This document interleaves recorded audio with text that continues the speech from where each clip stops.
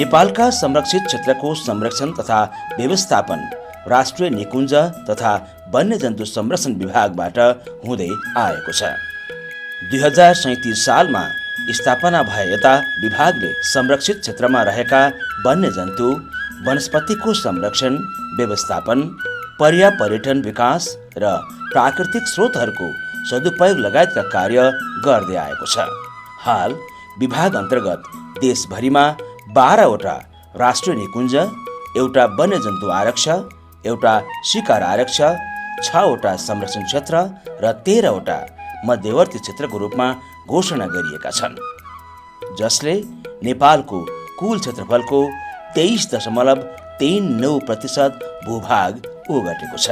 अहिले हालसम्म चाहिँ हाम्रो 20वटा संरक्षित क्षेत्रहरू छन्, जसमा 11वटा राष्ट्रिय निकुञ्ज, अहिले हालसालै पर्सा वन्यजन्तु आरक्ष पनि पर्सा राष्ट्रिय निकुञ्ज परिणत भएको हुनाले 12वटा हाम्रो राष्ट्रिय निकुञ्जहरू रहेका छन्। 6वटा संरक्षित क्षेत्रहरू छन्।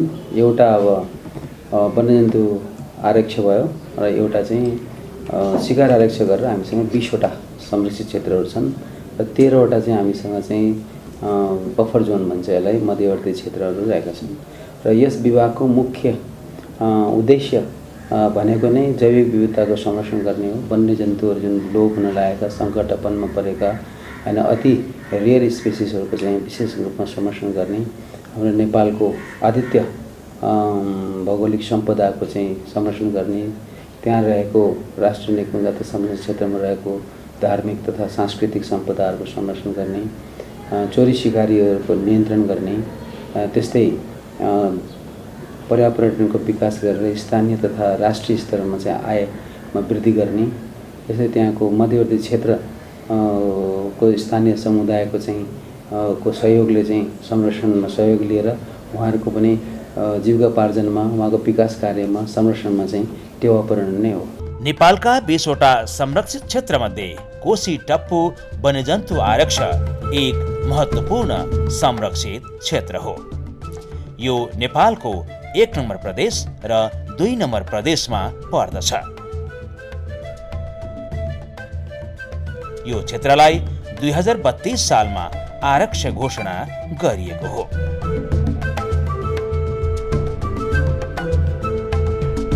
यो आरक्ष पूर्वी नेपालको सुनसरी, सप्तरी र उदयपुर जिल्लामा पर्दछ। आरक्षले 3 जिल्लाको 175 वर्ग किलोमिटर क्षेत्रफल ओगटेको छ। 7वटा नदी मिसिएर बनेको सप्तकोशी नदीले थुपारेको बालुवाबाट प्राकृतिक रूपमा बनेको टप्पुमा यो वन्यजन्तु आरक्ष अवस्थित छ।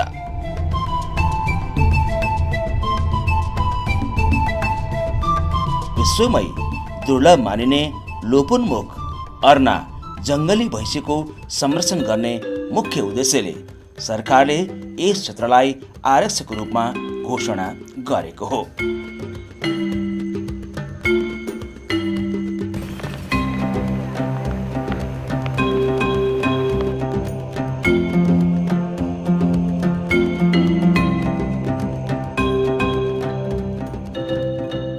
दुई 2032 सालमा कोशी टप्पु वन्यजन्तु आरक्ष स्थापना हुँदा यहाँ 63वटा अर्नाको बसोबास रहेको थियो।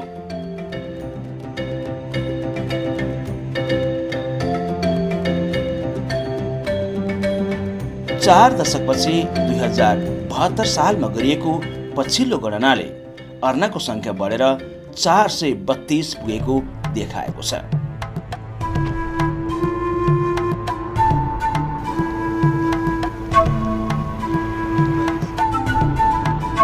कोशी टप्पु वन्यजन्तु आरक्षमा अर्नाको संख्या राम्रो अवस्थामा रहनु र चितवन राष्ट्रिय निकुञ्जलाई अर्नाको दोस्रो वासस्थानका रूपमा अघि बढाउन 13वटा अर्ना स्थानान्तरण गरिएको छ। स्थापना कालमा अर्ना 63वटा थियो र 2072 को चैतको 28-29 हामी गणना गरेका थियौँ। त्यो पछिल्लो गणनाको आधारमा 432वटा देखिएको छ र चाहिँ ती 432 मध्ये 13वटा चितवन राष्ट्रिय निकुञ्जमा गएको होइन माघ महिनामा स्थानान्तरण गरिएको छ र यो चाहिँ अर्नाको सङ्ख्या चाहिँ बढ्ने क्रममा छ र यो अवश्यम्भावी पनि छ, किनभने अर्नाले यहाँ चाहिँ कुनै जीवजन्तुले यसलाई मार्ने कुनै त्यसको प्रिडेटर भन्छ शिकारी जन्तु छैन र त्यस्तै यसको चाहिँ कुनै किसिमको चोरी सिकारी हुँदैन। कोशी टापुलाई अर्नाको संरक्षण गर्न वन्यजन्तु आरक्ष घोषणा गर्ने सरकारको उद्देश्य अहिले सार्थक बनेको देखिन्छ। यो आरक्ष अर्नाको मुख्य वासस्थान हो।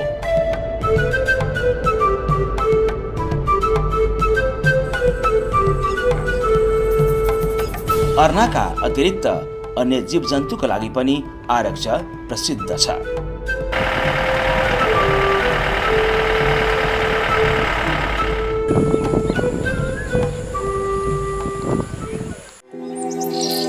कोशी टप्पू वन्यजन्तु आरक्ष 536 प्रजातिका बसाइसरी आउने तथा रैथाने चराहरूको वासस्थान पनि हो।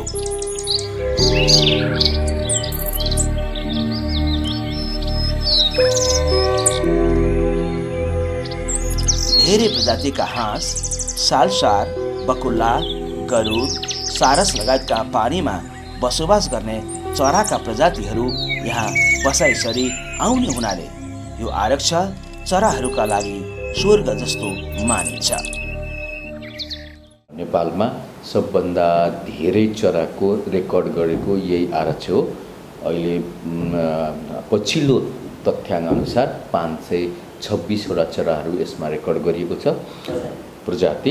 यो चराको लागि नै अहिले पनि स्थापना कालदेखि नै प्रख्यात मानिएको हो। पूर्व पश्चिम अब यो नदीको कारणले गर्दाखेरि भूमिगत जल पनि एकदमै माथि रहेको कारणले गर्दाखेरि सबै सिमसारहरू रहने, अनि सिमसारमा चाहिँ किरा फट्याङ्ग्राहरू, वनस्पतिहरू मतलब माइक्रोब्सहरू, वनस्पतिहरू प्रशस्त हुने र त्यो नै चराहरूको मुख्य आहार पनि हो।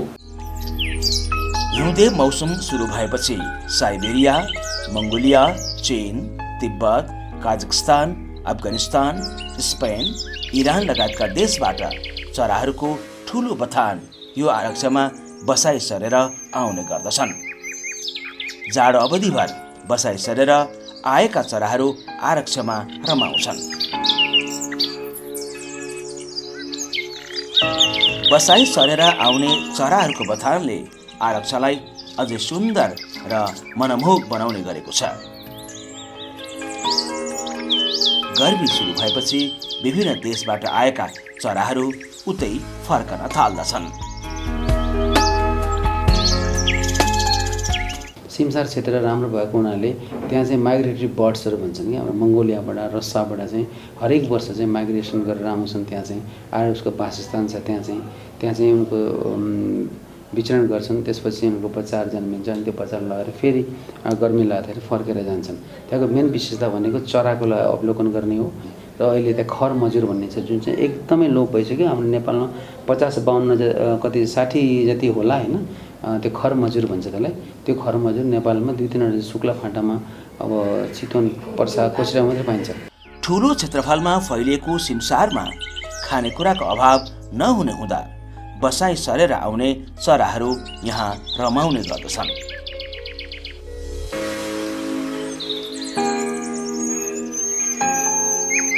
अमेरिका, बेलायत लगायतका पश्चिमा मुलुकबाट चराको अध्ययन गर्नका लागि धेरै पर्यटकहरू यहाँ आउने गर्दछन्। सार्क राष्ट्रका पर्यटकहरू पनि यहाँ आउँदछन्। यो आरक्षमा लोप हुँदै गएको अवस्थामा गिद्धको बसोबास पनि देख्न सकिन्छ। लोपोन्मुख गिद्धको सङ्ख्या बढ्दै गएको छ।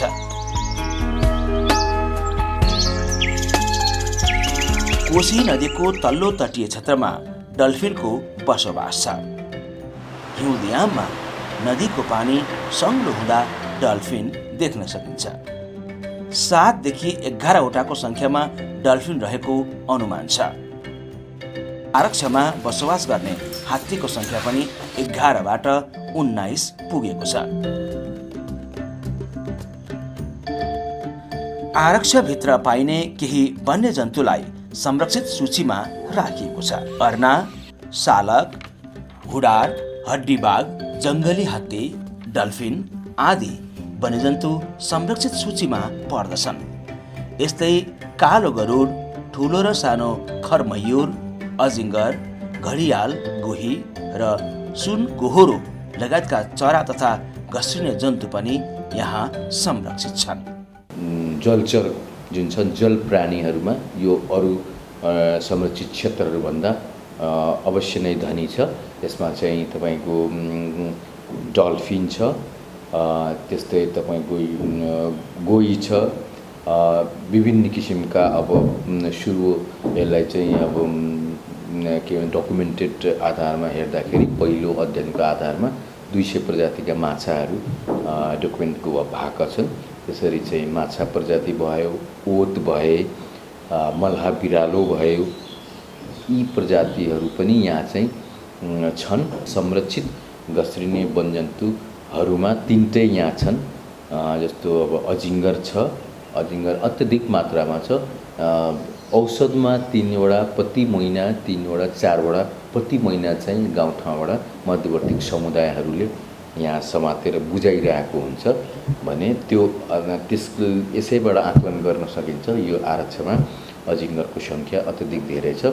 त्यसरी नै तपाईँको यो चाहिँ सुनगोहरो र चाहिँ अर्को हाम्रो यो चाहिँ घडियाल क्रोकोडाइल, यो 3टा जुन छ संरक्षित रेप्टाइल्समा घडियाल क्रोकोडाइल अथवा घडियाल गोही जुन छ त्यो चाहिँ पटक पटक चितवन राष्ट्रिय कुञ्जबाट यहाँ चाहिँ रिलिज गरिएको थियो र यो चाहिँ कोशी ब्यारेजमा यो चाहिँ माइग्रेसनको लागि अथवा जलचर प्राणीहरूको सहज अपस्ट्रिमतर्फ माइग्रेसनको लागि कुनै एउटा चाहिँ स्ट्रक्चर नभएको कारणले गर्दा जति पनि रिलिज गरेका थिए त्यो बाढीमा बगेर डाउन स्ट्रिमतिर जान्छन् र फर्केर नआएको स्थिति छ र त्यसले गर्दाखेरि पछिल्लो अनुगमनबाट त्यो भेटिएको छैन। संरक्षित सूचीमा परेका जीवजन्तु तथा चराचुरुङ्गीको शिकार यहाँ गर्न पाइँदैन। यो आरक्षको ठूलो क्षेत्रफल घाँसे मैदानले भरिएको छ। ठूलो क्षेत्रफलमा फैलिएको घाँसे मैदान नै यहाँ बसोबास गर्ने वन्यजन्तुको चरण क्षेत्र हो।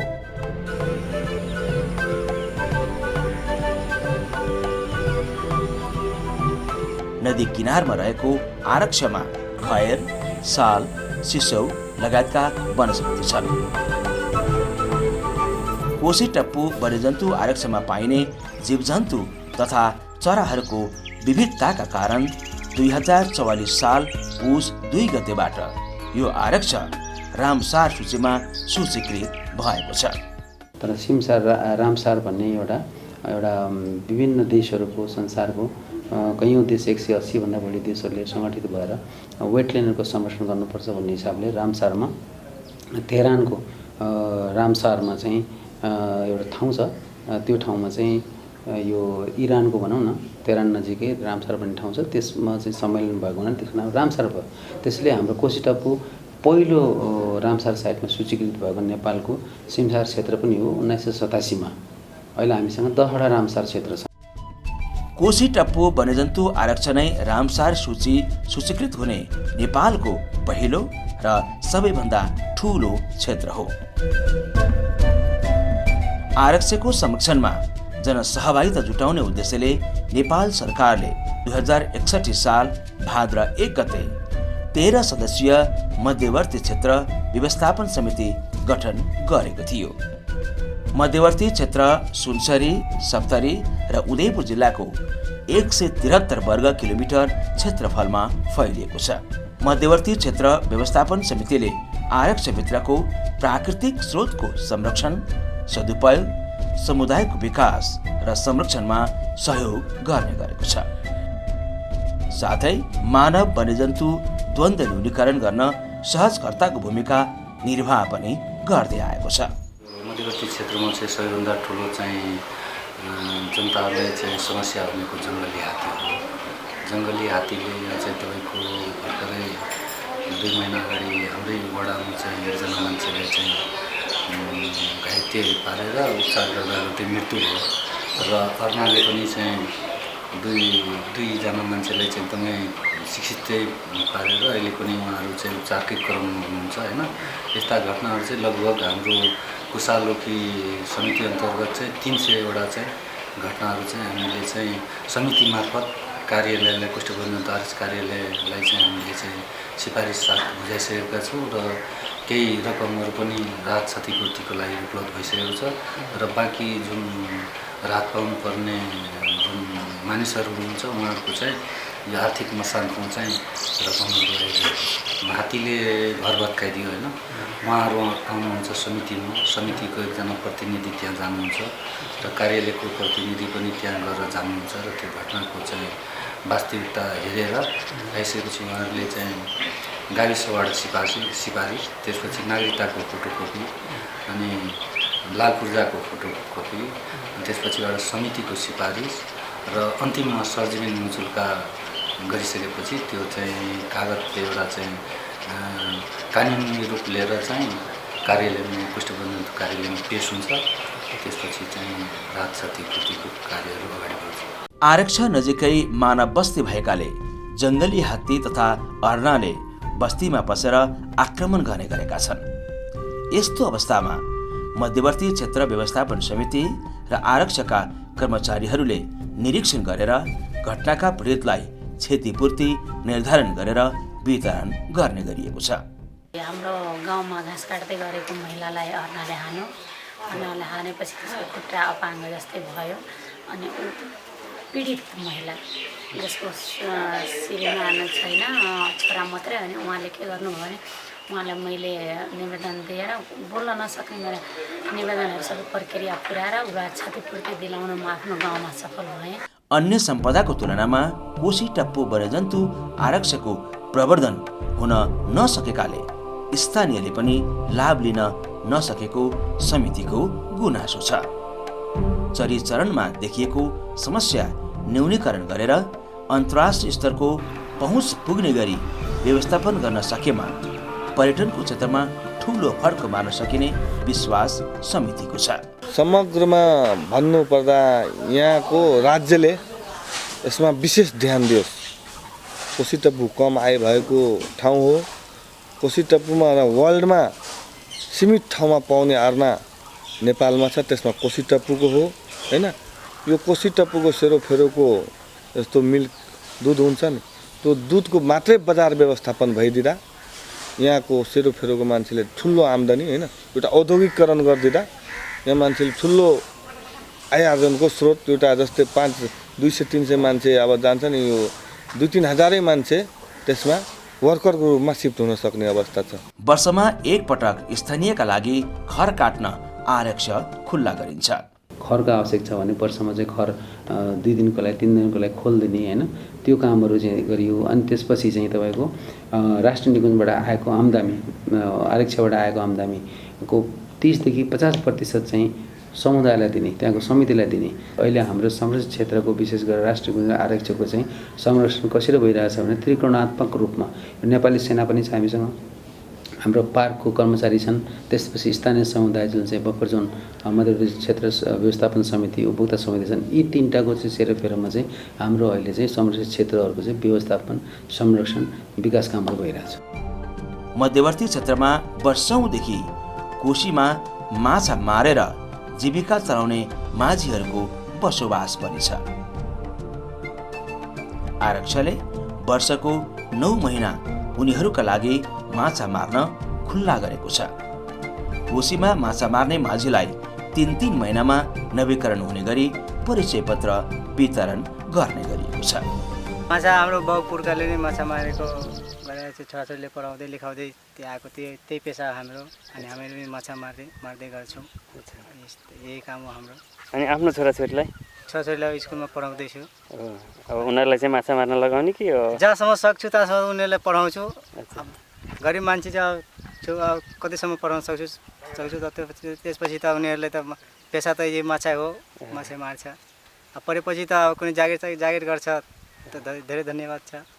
जहाँसम्म शक्ति छ तासम्म त हामी पढाउँछौँ। वन्यजन्तुको संख्या बढ्दै जाँदा वन्यजन्तुहरूलाई वासस्थान कम भएकाले अहिले संरक्षणमा समस्या देखिएको छ। आहार र वासस्थानको अभावले वन्यजन्तु मानव बस्तीमा प्रवेश गर्दा मानव वन्यजन्तु द्वन्द्व बढ्ने देखिन्छ। बस्तीमा प्रवेश गरेर हात्ती र अर्ना र बँदेलले बेला बेलामा बाली नालीमा क्षति पुर्याउनुका साथै स्थानीयमाथि नै आक्रमण हुँदा मानवीय क्षति पनि हुने गरेको छ। आरक्ष वरपर अग्लो तार जालीको पर्खाल लगाउन सकेमा मानव बस्तीमा वन्यजन्तुको प्रवेशलाई रोक्न सकिने स्थानीयहरू बताउँछन्। 7 फुट अग्लो चाहिँ जाली लगाइदिएदेखि पूर्वाञ्चलको शनिश्चरी यस्तो चाहिँ समुदाय वनले चाहिँ गरेर घेरिएदेखि हामी यो ठाउँले भनेको पूर्वाञ्चलको सबै क्षेत्र चाहिँ यो अन्नले पाल्ने छ भन्ने कुरो मेरो हजुरहरुमा अनुरोध। अब 10-12 जति हात्ती यहाँ निरन्तर बस्ने वासस्थान बनाइसकेको छ। सरकारको यहाँ ध्यान आकर्षण भएको त्यति खासै बुझिँदैन। सरकारले हामीलाई यहाँ एउटा क्रेडिङ तार जाली गरिदिए र त्यो सोलरलाई मजाले मर्मत गरेर त्यसको संरक्षण गरिदिएदेखि हामी पनि संरक्षित हुन्थ्यौँ र यो राष्ट्रिय निकुञ्ज वन्यजन्तु आरक्षक पनि संरक्षित हुन्थ्यो।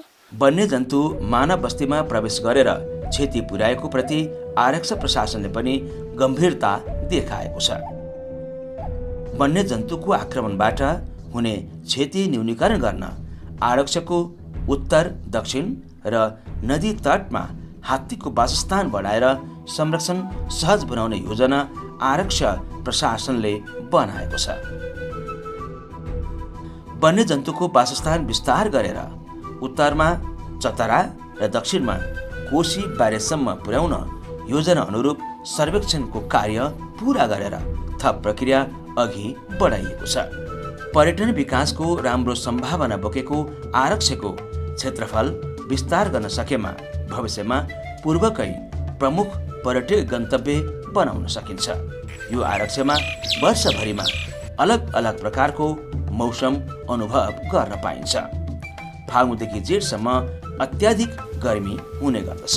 जेठको अन्त्यबाट मनसुन सुरु भई भाद्रसम्म अत्याधिक वर्षा हुन्छ। मनसुन सकेपछि बिस्तारै तापक्रम कम हुँदै जान्छ र जाडो सुरु हुन्छ। कोसीटप्पु वन्यजन्तु आरक्ष वन्यजन्तु तथा चराचुरुङ्गीको अवलोकन गर्ने नेपालकै एक मात्र पर्यटकीय गन्तव्य हो। यो नेपालको 1 नम्बर प्रदेश र 2 नम्बर प्रदेशमा आन्तरिक तथा बाह्य पर्यटकको आकर्षणको केन्द्र बन्दै गएको छ। कार्तिक महिनादेखि फागुन महिनासम्म यस आरक्षको घुमघाम तथा अवलोकनका लागि उपयुक्त समय मानिन्छ। यही अवधिमा अन्य मुलुकबाट बसाई सरेर आएका चराहरूको हुल यहाँ देख्न सकिन्छ। यहाँ घुम्न आउने आन्तरिक तथा बाह्य पर्यटकले हात्ती चढेर कोशी नदीमा राफ्टिङ गरेर डुङ्गा चढेर तथा माछा मारेर मनोरञ्जन लिन सक्दछन्। वन तथा वन्यजन्तुको अवलोकन गर्न रुचाउने पर्यटकका लागि कोसीटप्पु वन्यजन्तु आरक्ष छुट्याउनै नहुने गन्तव्य हो। यहाँको एकदम तपाईँलाई वातावरण एकदम राम्रो छ। यसको सडक तपाईँलाई एकदम पिच गरिएको छ होइन। कतिको उत्साहित हुनुहुन्छ? कतिको? एकदमै उत्साहित छु। विभिन्न किसिमका चराचुरुङ्गीदेखि लिएर तपाईँको एकदम हेर्दै नहेरिएका चराचुरुङ्गी हेर्न पाइन्छ। त्यसै तपाईँको चाहिँ विभिन्न किसिमका जीवजन्तुहरू पनि अवलोकन गर्न पाइन्छ। जुन नदीको जुन बनोट छ तपाईँको त्यो पनि एकदम प्राकृतिक रूपले तपाईँको कति सौन्दर्य देखिन्छ। कामहरूको प्रेसर हुन्छ, थकानहरू हुन्छ, घर परिवारसँग आएर यसो घुम्दा पनि अलिकति यताकता सबै प्रफुल्लित भएको जस्तो हुन्छ भनेर यसरी आउने गर्छ। कोसीटप्पु वन्यजन्तु आरक्ष कोशी नदीको अधिकांश भूभागमा फैलिएकाले यहाँ पाइने जलचर प्राणीहरू जस्तै घडियाल, मगरगोही, सोस, डल्फिन तथा विभिन्न प्रजातिका माछाहरू देख्न सकिन्छ। आरक्षको अवलोकन भ्रमण गर्न हवाई तथा स्थल मार्ग हुँदै जान सकिन्छ। आरक्ष प्रवेश गर्न नेपाल, सार्क राष्ट्र र अन्य देशका पर्यटकका लागि छुट्टा छुट्टै शुल्क निर्धारण गरिएको छ। पर्यटन विकासका हिसाबले पूर्वी नेपालको प्रमुख गन्तव्य बन्न सक्ने कोशी टप्पू वन्यजन्तु आरक्षमा वार्षिक 10,000 भन्दा बढी पर्यटकले भ्रमण गर्ने गरेका छन्, जुन निकै उत्साहपूर्ण छ। आउने पर्यटकको ट्रेन्ड हेर्दाखेरि यो चाहिँ प्रत्येक वर्ष अपवर्ड ट्रेन्ड छ, वृद्धि नै भइरहेछ। हाम्रो चाहिँ जुन राजस्व लिएर हामी पर्यटकहरूलाई स्वागत गरेर वेलकम गरेर भित्र चाहिँ प्रवेश दिन्छौँ, त्यसको तथ्याङ्क हाराहारी वार्षिक रूपमा 1,000 देखिन्छ। तर अनडकुमेन्टेड जुनलाई हामीले रेकर्ड गर्दैनौँ तर चाहिँ दैनिक रूपमा आइरहेको हुन्छ, त्यसलाई अब उहाँहरू अब घुमफिर गरेर जानुहुन्छ, ती चाहिँ यसको 10 टाइम्स भन्दा धेरै छ। यहाँ घुम्न आउने पर्यटकका लागि आरक्ष नजिकै होटल तथा लजको पनि राम्रो व्यवस्था छ। आरक्षसँग जोडिएका नजिकैका गाउँ विकास समितिहरूमा पनि सुविधा सम्पन्न होटलहरू खुलेका छन्। यो आरक्ष पर्यटनको मुख्य गन्तव्य बन्दै गएकाले स्थानीय स्तरमा रोजगारी सृजना हुँदा यस क्षेत्रका बासिन्दाको आय आर्जन पनि बढेको छ। आरक्षको आम्दानी पनि बढेको छ। धेरैले आरक्षमा रोजगारी पाएका छन्। पर्यटन प्रबन्धनबाट आरक्षले गर्ने आम्दानी मध्यवर्ती क्षेत्रको संरक्षण, विकास तथा आय आर्जनमा खर्च हुने गरेको छ। राष्ट्रिय निकुञ्ज तथा वन्यजन्तु संरक्षण विभाग कोशी टप्पू वन्यजन्तु आरक्षलाई पूर्वी नेपालको मुख्य पर्यटन गन्तव्य बनाउने दिशामा अघि बढेको छ। यहाँ पाइने वन्यजन्तु, वनस्पति एवं भूदृश्यको संरक्षण, सम्वर्धन र व्यवस्थापनमा सरोकारवाला निकायलाई सहभागी गराएर दिगो र प्रभावकारी बनाउने विभागको लक्ष्य छ। साथै आरक्षलाई नेपालकै प्रमुख पर्यटन गन्तव्य बनाई आन्तरिक तथा बाह्य पर्यटक प्रवर्धन गरेर राष्ट्रिय आयमा योगदान पुर्याउने उद्देश्य विभागले राखेको छ। आरक्षलाई विश्व प्रसिद्ध प्रमुख पर्यटन गन्तव्य बनाउन सरकारवाला सबैले आफ्नो क्षेत्रबाट भूमिका खेलौँ।